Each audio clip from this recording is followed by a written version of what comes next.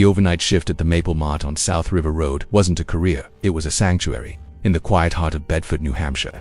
It was a place where the world narrowed to the predictable hum of the ice cream freezers and the soft, almost apologetic chime of the front door. The money was steady, a quiet stream that paid my rent and kept my car running, and the neighborhood was a portrait of sleeping tranquility. Most nights were a metronome of mundane tasks, stocking the vibrant rows of energy drinks in the coolers, their aluminum cans cold against my fingertips, methodically scratching the silver coating off a ticket roll to count the remaining stock, and listening to the low, melancholic murmur of classic rock from the overhead speakers. It was a loneliness I had curated, one that felt safe. By 12:45 a.m., the world outside the plate glass windows ceased to exist. The parking lot became a vast, empty mirror of asphalt, its darkness broken only by the lonely, orange glow of a single street lamp that cast long, distorted shadows. In the far distance, the faint whine of cars on Route 101 was a reminder that another world was still moving, but here, time had slowed to a crawl. That Thursday began as a carbon copy of all the nights before it. I brewed a final bitter pot of coffee, a hopeful offering for a rare late-night driver, and wiped down the Formica counter, the scent of lemon cleaner briefly cutting through the aroma of old coffee and sugar. The clock above the lottery machine was a tyrant, each tick of its second hand a loud, sharp crack in the silence, a countdown to nothing in particular. At precisely 12:57 a.m. the door chimed. The sound was so abrupt it made my shoulders jump. A man stepped inside, no taller than my shoulder, moving with a strange, deliberate grace. He was a relic from another time. His khaki pants were ironed to a crisp crease, his pale blue button-down shirt was immaculate, and his brown loafers, though scuffed with age, were polished. His gray hair was parted with geometric precision, and his posture was so rigid it was almost unnatural, reminding me of the stoic, unsmiling men in old military portraits. He carried no phone, no keys, no wallet. His only possession was a single, folded bill held delicately between his index and middle fingers, as if it were a fragile artifact. We exchanged the customary nod, the silent, weary greeting of the nocturnal world. I asked him how his night was going, my voice feeling loud in the stillness. He answered with a polite, almost inaudible whisper, "Fine." His voice was thin, like dry leaves skittering across pavement. He drifted through the aisles with a silent, weightless quality, his loafers making no sound on the linoleum. He selected a bottle of spring water and a small pack of peppermints, placing them on the counter without a single wasted motion. There was nothing about him that screamed danger. He looked like 1,000 other retirees I had seen, men lost in the labyrinth of sleepless nights, seeking a small, tangible comfort in a 24-hour store. As the register whirred, printing his receipt, he didn't look at his purchase or his change. He studied me. His eyes, a faded, cloudy hazel, caught the fluorescent light and seemed to glow with an intensity that was deeply unsettling. They were too alert, too focused for this dead hour of the night. I finished counting his change, the copper pennies cool and solid against my palm. When I reached out to give it to him, his hand shot forward with a speed that defied his age and wrapped around my wrist. It wasn't a violent grip, but it was impossibly firm, a gentle, unyielding pressure that felt practiced, calibrated. It was the hold of a man who knew exactly how much force was needed to control without causing pain. He leaned in close, so close I could see the fine web-like wrinkles around his eyes. His breath, a strange and jarring combination of sharp peppermint and something else, something deeply earthy and unsettling, like freshly turned soil in a graveyard, washed over my face. His voice, no longer a whisper but a low, resonant statement, chilled me to the bone. "Be careful, girl," he said, articulating each word with a slow, deliberate cadence. "There is a devil all the time." The receipt, forgotten, fluttered against the cash drawer. The clock on the wall ticked, each second an eternity. My own breathing had stopped. Then, as suddenly as it began, he released me. He took his change, slipped his water and peppermints into his shirt pocket, and turned. He walked out as silently as he had entered. The door chimed again, a mournful, solitary note. I watched his silhouette pass through the cone of light from the street lamp and then simply vanish. There was no sound of a car starting, no echo of footsteps on the pavement. He was just gone, swallowed by the impenetrable darkness as if he had stepped off the edge of the world. For the rest of the shift, the encounter played on a loop in my mind. The feeling of his cool, dry hand on my skin, the practiced, almost hypnotic cadence of his warning, the absolute, unshakable certainty in his gaze. By the time the first rays of dawn painted the sky in shades of gray and pink, I had started to rationalize it. He was just a lonely old man, I told myself, a bit eccentric. His strange words were just a clumsy attempt at connection, a way to break the monotony of his own solitude. 3 more uneventful nights passed, and the memory began to fade, softened by the return of normalcy. Then came Monday. A light, persistent rain fell, smearing the windows and turning the world outside into a watercolor blur. Business was non-existent. The hours dragged by in a haze of damp silence. At 12:55 a.m., I locked the side door, swept the dust and stray crumbs from behind the chip racks, and ran the final till report. The store officially closed at 1 o'clock, but I had a reputation with the regulars. A tired trucker or a third-shift nurse knew they could still get a coffee while I balanced the drawer. At exactly 1:03 a.m., the night was shattered. Headlights flooded the front of the store, a blinding white glare that made me flinch back from the counter. Then, just as suddenly, they were gone. The engine was cut. I waited, but the door remained shut. A knot of unease tightened in my stomach. Curiosity, stronger than my fear, pulled me toward the front windows. I peered out into the rain-slicked lot. A white panel van was parked beside the pumps. It was a nervingly anonymous, no company logo, no faded business name, and, most chillingly, no license plates. Just a perfect, unbroken rectangle of metal where the tags should have been. Asterisk. My first instinct was a jolt of pure adrenaline. A silent scream in my mind telling me to press the silent alarm button hidden under the counter, but I was frozen, held, captive by a morbid curiosity. The passenger door creaked open, and a figure slipped out. He was dressed in a dark hooded sweatshirt. The hood pulled so tight it obscured his entire head, leaving only a void of shadow. A featureless black mask covered the lower half of his face. He moved with a predatory confidence, striding directly for the door, a pistol held low at his side, its dark metal seeming to absorb the light. I stumbled back from the window as the door chimed, the sound now a harbinger of pure dread. I raised both my palms in a gesture of universal surrender. His voice, muffled and distorted by the mask, was a low, aggressive growl. "Register." I didn't hesitate.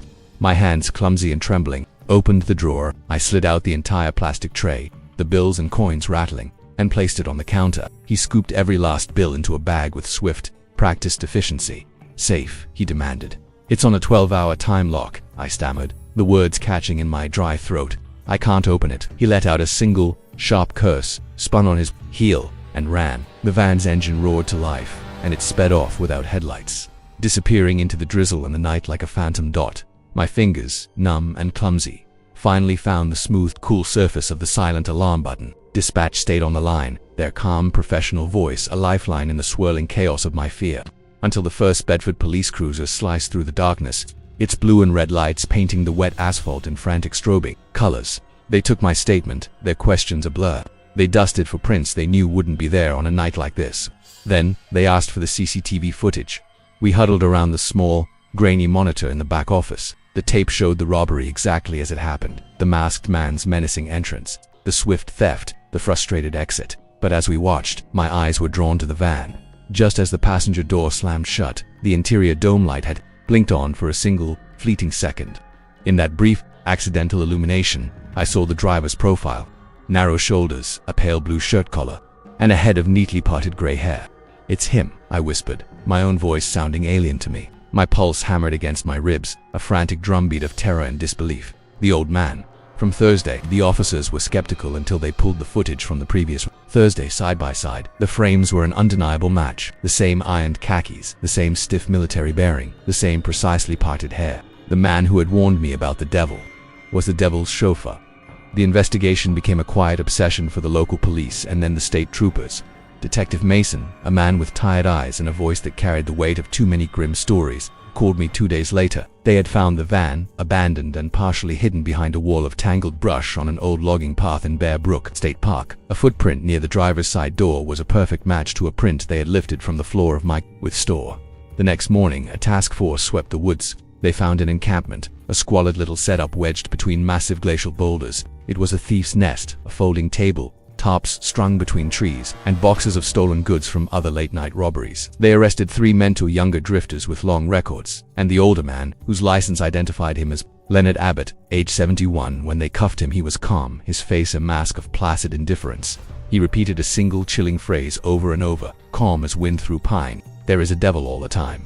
The troopers said his faded hazel eyes never once looked at them, but stayed fixed on the dark, impenetrable tree line. My manager, a kind man named Dave, replaced the shattered lottery display and installed painfully bright exterior lights that banished every shadow from the lot. But they couldn't banish the one that had taken root inside my head. A week after the arrests, Detective Mason called again. His voice was different this time, strained. He said the searchers had widened their perimeter and found a second site, much older, half-collapsed and reclaimed by the forest. It was marked by a circle of stones, piles of weathered animal bones, and a fire pit. In that pit, mixed with the ash and charcoal, they found things that told a much darker story than simple robbery. They found charred coins, the melted, twisted remains of wristwatches, and a half-burnt driver's license belonging to a gas station clerk who had vanished without a trace after a holdup in Vermont 3 years ago. Mason told me Abbott's two accomplices were talking, spilling details of their robbery spree, but Abbott himself remained a stone wall of silence. Except Mason said during the brief moments when the interview tape was being changed, when everyone assumed nothing was being recorded, in those pockets of silence he would whisper. He whispered numbers, he whispered dates, and then, always, the same final, terrible sentence. There is a devil all the time. I still work the night shift at the Maple Mart. Policy now requires 2 clerks after midnight. But the presence of another person doesn't make the store feel any less empty. It only serves as a reminder of why they're there.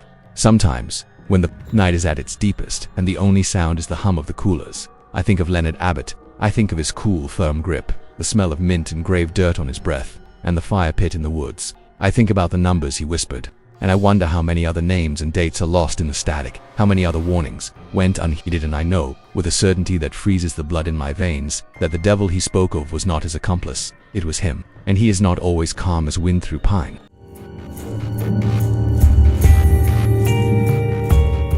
It's been 30 years, but memory is a stubborn ghost. It doesn't care about the passage of time or the new layers of asphalt that cover the old stains. Sometimes, when the air has a certain damp, metallic chill, I can still smell it. The cloying, a mix of stale coffee, industrial cleaner, and the faint, greasy scent of diesel fuel that perpetually hung in the air at the Leathers Oil Company station on Division Street. It was January 1994, in Gresham, Oregon. I was 19, a kid with calloused hands and a head full of dreams about community college, working the dawn shift 3 days a week to scrape together tuition money. The world felt simple then, a straightforward, the equation of hours worked versus dollars earned. That Monday, January 17th, was supposed to be my shift, but I had traded with Virginia Endicott, a warm, grandmotherly woman with a laugh that could fill the entire station. I needed to take a crucial afternoon math exam, and she, ever gracious, had agreed to cover for me. I have replayed that single innocuous decision in my mind more times than there are stars in the Oregon sky. It is the fulcrum on which my entire life has balanced. The moment that separates the man I am from the boy who could have been a memory on a plaque. I woke a little after 6, not to my alarm, but to the shrill, insistent squawk of our cordless phone. It was my manager, Harry. Harry never ever called an employee at home unless it was a matter of life or death. His voice on the line confirmed my darkest fears. It was flat, hollowed out, as if all the air in life had been forcibly squeezed from his lungs. He told me there had been an incident. 3 employees had been hurt. He asked if I could come down to help secure the store once the detectives were finished. The word hurt hung in the air, a pathetic understatement for the horror that had unfolded. I threw on my red leathers jacket, the familiar fabric, feeling alien and wrong. My rust blue Chevy S10 sputtered to life, and I drove the 10 minutes, from Troutdale in a state of suspended reality, half awake, half drowning in a sea of dread. The lot was a chaotic tableau of flashing lights. Police cruisers choked the entrance, their strobing blues and reds reflecting off the wet pavement. Yellow tape, a garish fluttering barrier against the unspeakable, cordoned off the entire station. Snapping in the cold wind that blew down from Mount Hood, a uniformed cop stopped me at the curb. But Harry, his face a pale slack mask, waved me through. Harry's mustache, normally a restless, twitching thing, was utterly still. It didn't move an inch when he spoke, his words hitting me like stones. "They're gone, Shane," he said. "All 3 of them. Gone." The word didn't compute. I stared at the oil-stained concrete, trying to process it. I pictured Virginia, Mary Beth, and Rosalie simply walking away, vanishing into the pre-dawn gloom. Then, the heavy metallic slam of an ambulance door echoed across the lot, and the reality of the word gone crashed down on me with the force of a physical blow. After a long, agonizing wait, detectives led me inside. The main overhead fluorescents were off, plunging the store into a strange twilight. The only illumination came from the green emergency lights above the exit signs, casting a sickly, underwater glow on everything. The first thing I noticed was the safe. Its heavy steel door, which we always joked was strong enough to survive a war, was yanked wide open, a gaping wound in the back wall. The cash register drawers sat on the counter, gutted and empty, their open mouths a silent testament to the robbery. I didn't know yet that nearly $9,000 was missing. My boots squeaked on the linoleum, the sound obscenely loud in the funereal silence as they guided me past the coolers, past the racks of chips and candy, and into the back storage room. The smell hit me first. A vile cocktail of gunpowder and motor oil that clawed at the back of my throat, and then I saw them. Virginia Endicott, 57, who just the Friday before had been showing me wallet-worn pictures of her grandkids, her daughter-in-law, Mary Beth Carey, 25, who was saving every penny for nursing school, and Rosalie Fagerty, 51, who brought in a box of homemade cinnamon rolls every Monday without fail. They lay side by side on the cold cement floor, face down, their arms tucked neatly beneath them, as if they had been politely instructed to lie down before being executed. Each had a single, dark, perfectly round hole in the back of her head. It was a scene of such cold, efficient brutality it defied comprehension. Someone had done this, extinguished 3 lives in less than a minute, and walked out without leaving so much as a smudged footprint. I stumbled back outside, my stomach heaving, and threw up behind the propane cage. The cold January air bit at my lungs, each breath a painful, ragged gasp. The image of Virginia's broad, kind smile was seared into my mind, a cruel juxtaposition to the horror I had just witnessed. By 9 o'clock, the news vans had arrived, their satellite dishes pointing to the sky like metallic vultures. Reporters spoke in hushed, somber tones, calling the killings the worst in Gresham's history. While they filmed, detectives questioned me relentlessly. Who had keys? Who knew the safe combination? Who held a grudge? One name surfaced again and again. A ghost from the station's recent past, Tyrone Walterthies. He was 20 years old, tall and imposing at 6'4", with a distinctive Black Panther tattoo on his stomach. He'd been the station manager until Harry fired him a few months back for skimming from the till. I remembered the day he was let go. There was no shouting, no slammed doors.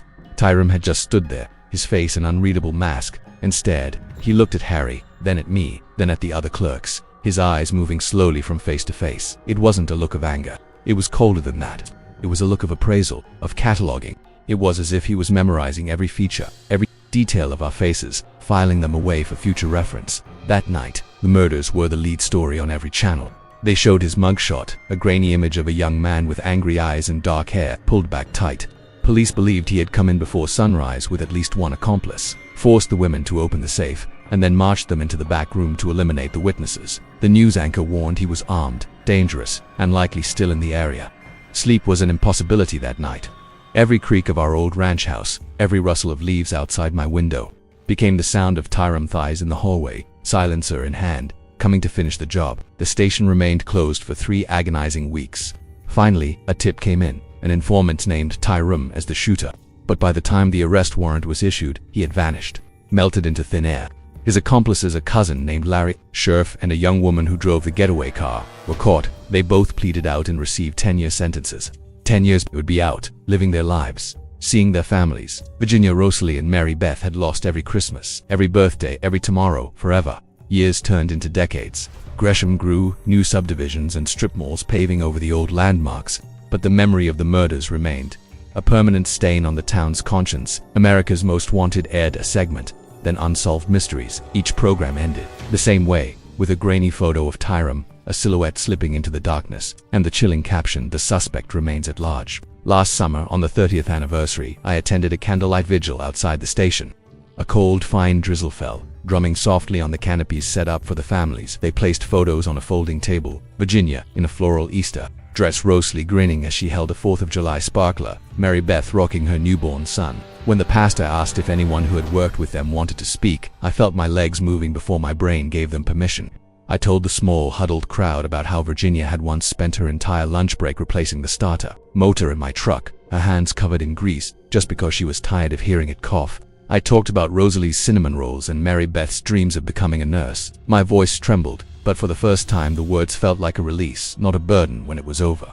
I lingered by the edge of the lot, the sodium lights washing the pavement in a dull amber glow. A tall man stood alone near pump 3, his hands jammed into the pockets of a dark hoodie, the hood pulled low. There was something about his posture, the straight back, the slight, almost curious tilt of his head that snagged on a 30-year-old memory. He must have felt my stare because he turned his head away, showing me nothing but his profile against the light.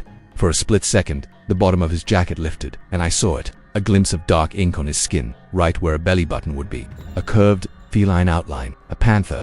My stomach plummeted, the same sickening, weightless feeling I'd had when I walked into that storage room all those years ago. Fear, cold and absolute, rooted my feet to the ground. My heart hammered against my ribs, a frantic prisoner. A city bus groaned past, its bulk momentarily blocking my view. When it passed, the space where the man had stood was empty. He was gone. Maybe it was nothing. A random guy with a cougar tattoo. A coincidence. Or maybe, just maybe, the past had wandered back, a predator returning to the scene of the crime. Curious to see how his handiwork had aged, how the grief had settled. I didn't call the police. I didn't shout. I walked to my truck, my hands white-knuckled on the wheel, and drove home. On the freeway, I kept checking my rearview mirror, my eyes scanning for a pair of headlights surging up behind me, keeping pace pace just outside the circle of my own lights. The road behind me remained empty, but I have never, not for a single day since, shaken the feeling that Tyram Dice is not hiding in some remote cabin in the woods. He is hiding in plain sight, blending into the crowd, maybe standing right behind you in line at the grocery store. And he is still memorizing faces.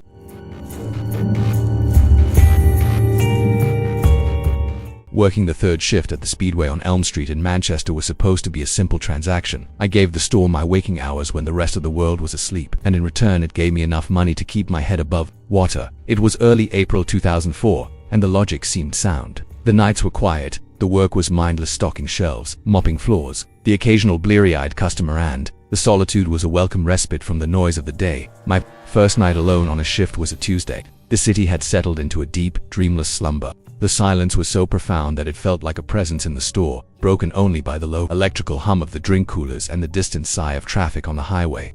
Around 2:45 a.m., having exhausted my indoor chores, I grabbed a trash bag and stepped out into the chilly New Hampshire air to tidy up around the pumps. The night was cool but not biting, the kind of air that feels clean and sharp in your lungs.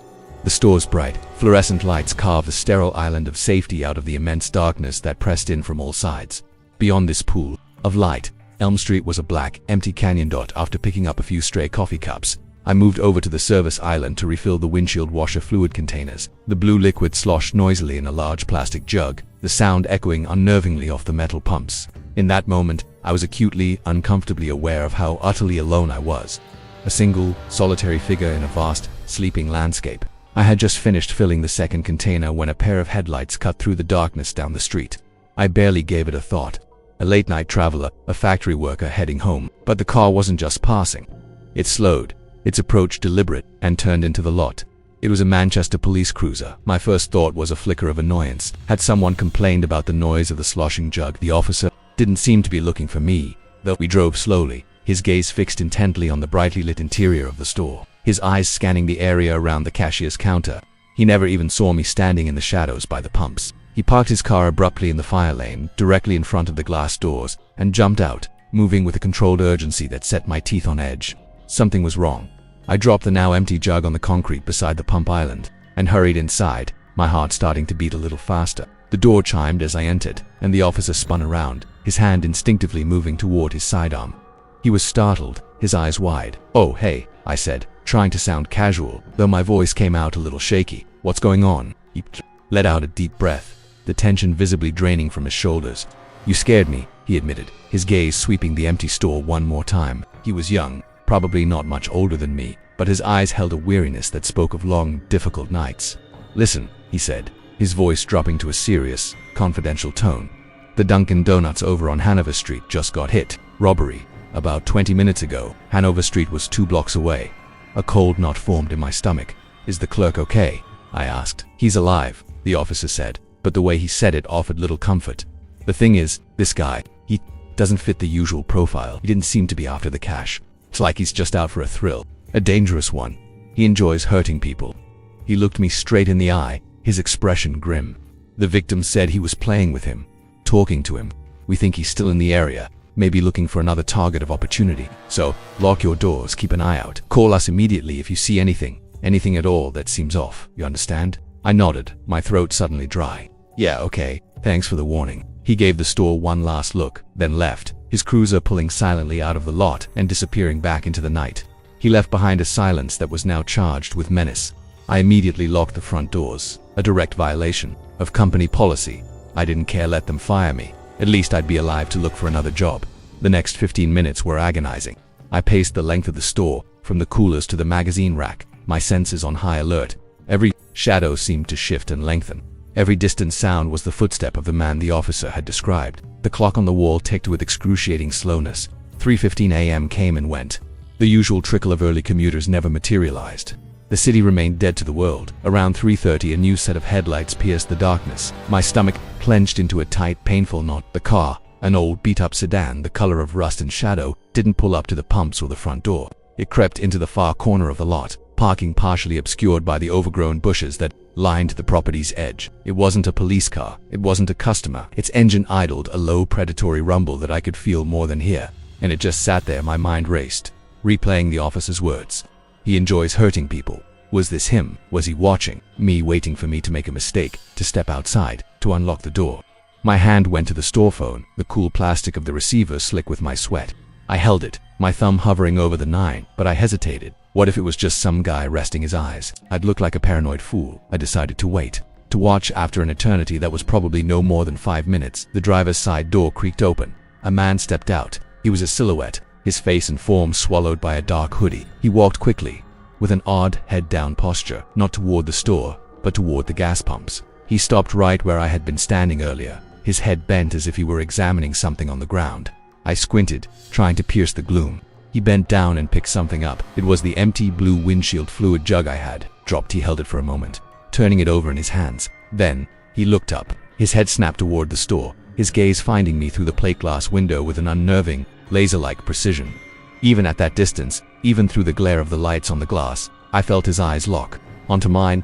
It was not a glance. It was a stare of profound, possessive recognition. It was a message. I see you. I know you were just here. My pulse hammered in my ears, a frantic, desperate rhythm. My thumb mashed down on the keypad, but before I could dial a single number, he dropped the jug. It landed with a hollow clatter on the pavement. He turned abruptly, walked back to his car, and climbed inside. The sedan pulled away without headlights, its tires crunching softly on the asphalt as it was swallowed once more by the night. I stood frozen behind the counter, the phone still clutched in my hand, the dial tone a shrill, meaningless buzz in my ear. He hadn't tried the doors. He hadn't brandished a weapon. He hadn't stolen a thing. And yet the encounter was more terrifying than any armed robbery. It was a violation, a calculated act of psychological warfare. Picking up the jug, showing me he knew exactly where I had been standing, vulnerable and alone in the dark, was his way of leaving a calling card. A patrol car cruised past about 15 minutes later, moving slowly, but I didn't flag it down. What would I say? A strange man picked up my trash and stared at me. It sounded pathetic, ridiculous. By the time my relief arrived at sunrise, I was a wreck, my exhaustion bone deep. I laughed off his comments about how tired I looked and didn't mention a word of what had happened. 2 days later, I was watching the local news before my shift. A headline caught my eye: police still searching for suspect in Hanover Street shooting. They showed grainy black and white surveillance footage from the Dunkin' Donuts. The man in the video wore a hoodie pulled low over his head. He moved with the same fast-paced, head-down walk I had seen in the parking lot. My blood ran cold, but it was a small detail mentioned by the news anchor that made my world tilt on its axis. The officer had told me the suspect wasn't after money. What the news report added was what he had taken. After shooting the clerk, the man had carefully, deliberately, leaned over the counter and taken the victim's employee ID badge, the one with his photo and name on it. Nothing else of value, just that. Police speculate, the anchor said in a grave voice, that the suspect may be taking trophies from his victims. My mind flashed back to the dark parking lot, to the man holding the blue plastic jug. The jug I had just been holding, my fingerprints were all over it. It was something intimately tied to me, to my presence in that specific time and place. It wasn't just a piece of trash. To him, it was a potential trophy. It was proof that he had been there, that he had watched me, that he had marked me. It was the souvenir of a hunt. The unsettling truth settled deep in my bones, a permanent chill that no amount of warmth could ever chase away. Whoever he was still out there, and he had left my store empty-handed. I was the one that got away. And a trophy hunter, I realized with a sickening certainty, never forgets a prize he failed to claim.